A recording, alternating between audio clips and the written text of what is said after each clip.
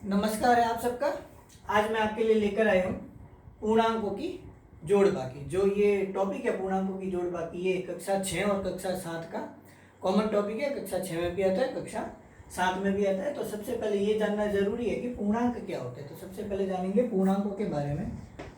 तो ले लेता हूँ टॉपिक पूर्णांक। अगर इसका संधि विच्छेद करते हैं तो होता है ये पूर्ण प्लस अंक।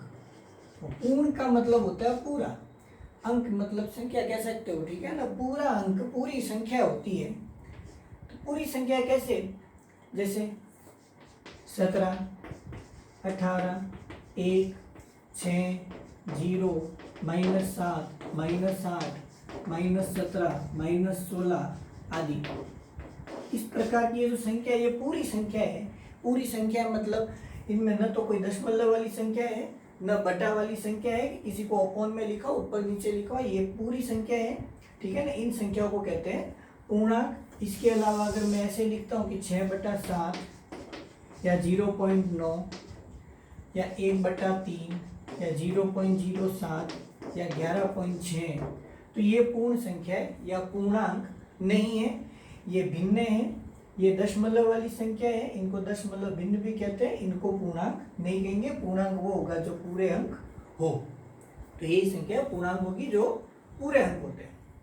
अब इनकी जोड़ बाकी के कुछ नियम है वो देख लेते हैं। पहले जोड़ बाकी कैसे की जाती है, तो पहले कुछ नियमों को फॉलो करना होगा हमें।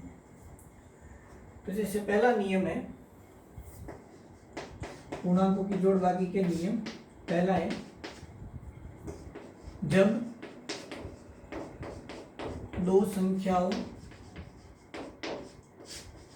के चिन्ह होते हैं प्लस और माइनस, ये चिन्ह ले रहे। जोड़ बाकी में प्लस और माइनस ही होंगे, करी जोड़ बाकी रहे। जब दो संख्याओं के चिन्ह समान हो, समान मतलब एक जैसे हो, या तो दोनों प्लस के हो या दोनों माइनस के हो, तब संख्याओं को जोड़ेंगे। उस समय संख्याओं को जोड़ेंगे। इसी तरह से दूसरा नियम इसका विपरीत हो जाएगा, जब दो संख्याओं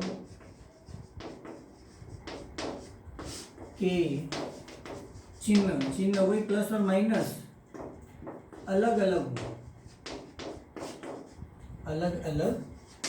हो, तब संख्याओं को घटाएंगे। पहले दो नियम समझ में आ जाने चाहिए कि जब दोनों संख्याओं के चिन्ह एक जैसे हो, दोनों प्लस के हो या दोनों ही माइनस के हो, तब उनको जोड़ा जाता है। और जब दोनों संख्याओं के चिन्ह अलग अलग हो तब उन संख्याओं को घटा देंगे। फिर तीसरा जो नियम लगाएंगे, इसमें जो उत्तर आएगा आपके जोड़ या बाकी करने पे, जो उत्तर आएगा उसमें उस संख्या का चिन्ह लगेगा जो बड़ी है। जो संख्या बड़ी है उस संख्या का चिन्ह लगाएंगे अंत में जो आंसर आता है जोड़ बाकी करने के बाद। तो सबसे पहले जब दो संख्या के चिन्ह एक जैसे हो तब जोड़ देंगे, जब दोनों संख्या के चिन्ह अलग अलग हो तब घटाएंगे, और जो आंसर आएगा उसमें उसी संख्या का चिन्ह लगाएंगे जो संख्या बड़ी है। उदाहरण देखते हैं, जैसे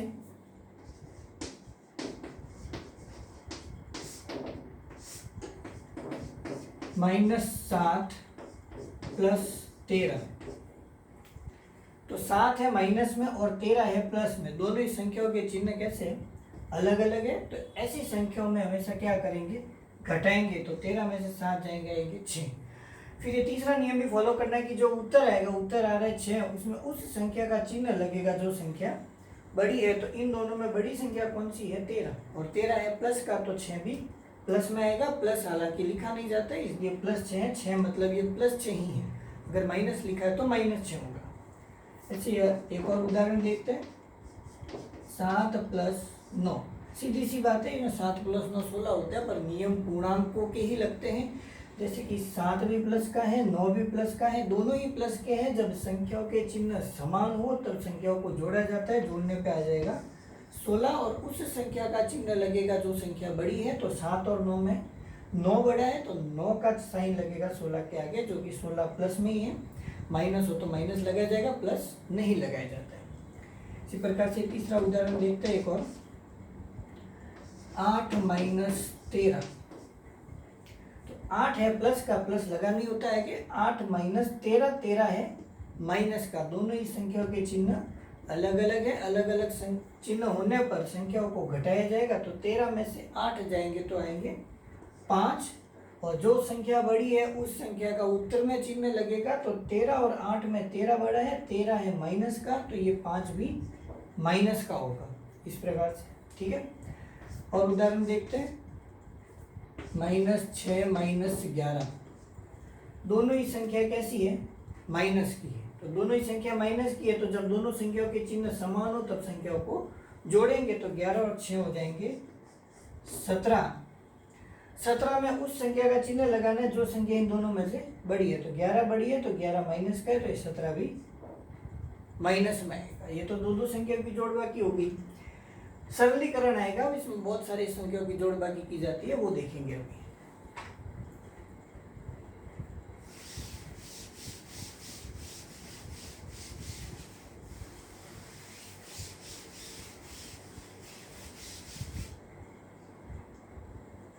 उदाहरण लिखता हूं मैं कुछ भी।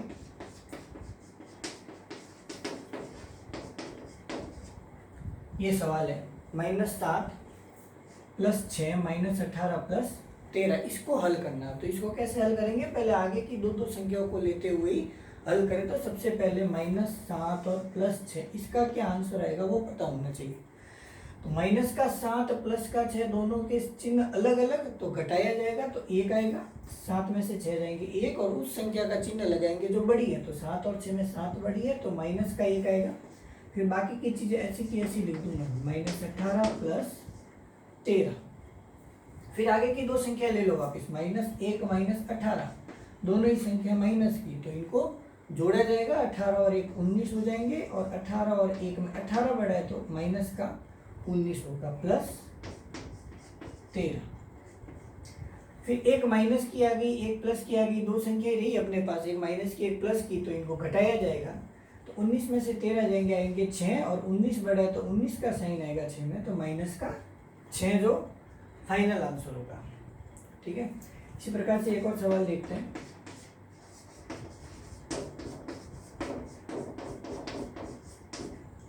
ये है, सबसे पहले है 2 - 8, ये दो संख्या है। ये प्लस का 2 है और ये 8 माइनस का है।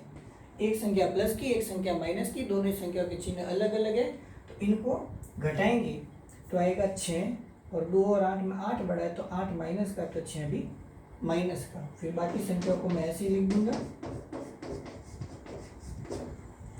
फिर आगे की दो संख्या लेते हैं, माइनस का 6 प्लस का 3, इनको भी घटाया जाएगा। दोनों ही संख्याओं के चिन्ह अलग अलग हैं, तो घटाने पे आएगा 3, 6 में से 3 जाएंगे 3, और 6 बड़ा है तो 6 का साइन आएगा माइनस का 3, -11 + 17, बाकी की चीज़ें एज इट इज लिख दी है।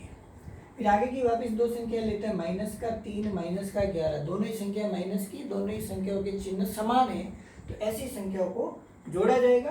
तो ये आ जाएगा 14, और 14 आएगा माइनस का, क्योंकि 11 3 से बड़ा है तो 11 का साइन आएगा, +17।